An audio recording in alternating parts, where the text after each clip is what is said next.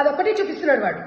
ఏ సందర్భంలో అన్నాను, ఎవరు ఏ మాట మాట్లాడుతున్నా అనేది వాడు అదొకటి చూపిస్తున్నాడు. వాడు బతుకంతే.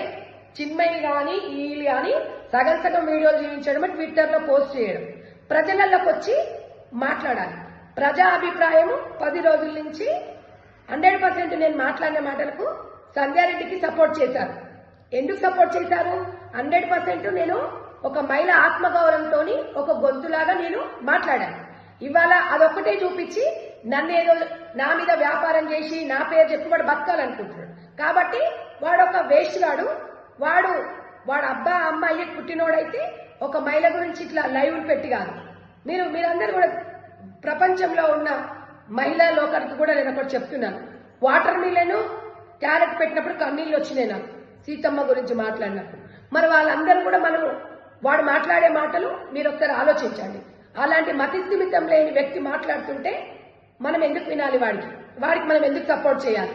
దయచేసి నేను ఎవరి ఆత్మగౌరవం దెబ్బతీలాగా మాట్లాడలేదు.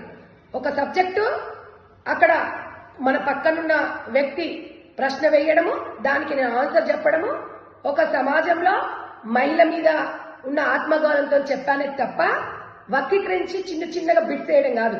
ఫుల్ వీడియో చూడండి, చూసి నా గురించి మీరు మాట్లాడండి. తప్పుగా అనుకోవద్దు. ఎందుకంటే నాకు సోషల్ సర్వీస్ చేస్తూ మహిళల మనోభావాలను వాళ్ళతో కలిసి మమేకమైన వ్యక్తిని. కాబట్టి దయచేసి మీరందరూ కూడా ఒకటే చెప్తున్నాను, వాడు ఇండియాకి వచ్చి మాట్లాడితే మనం సమాధానం చెప్పొచ్చు. చీకి చింతకేస్తారు వాడిని. తెలంగాణ ప్రజలు కాదు, మన ఇండియాకి వస్తే భారతదేశం మహిళలు అందరూ వాడి ఒక్కరిని అని కాదు అందరం కలిసి మాట్లాడిండు. వాడిని రాళ్లతో కొట్టి చంపేలా ఉన్నారు ప్రపంచమంతా.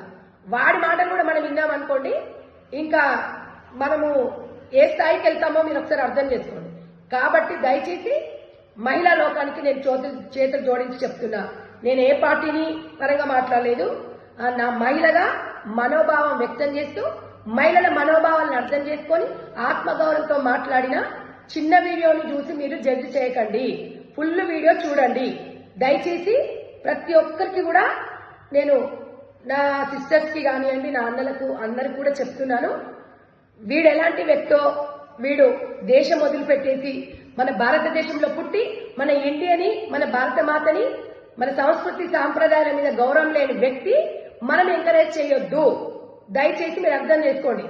మీకు ఆ వీడియోలో మీ మనోభావాలు ఎక్కడైనా దెబ్బతిన్నట్టు అనిపిస్తే నేను మీకు అందరికీ కూడా సారీ చెప్తున్నాను. బట్ నేను ఉద్దేశపూర్వకంగా మాట్లాడలేదు.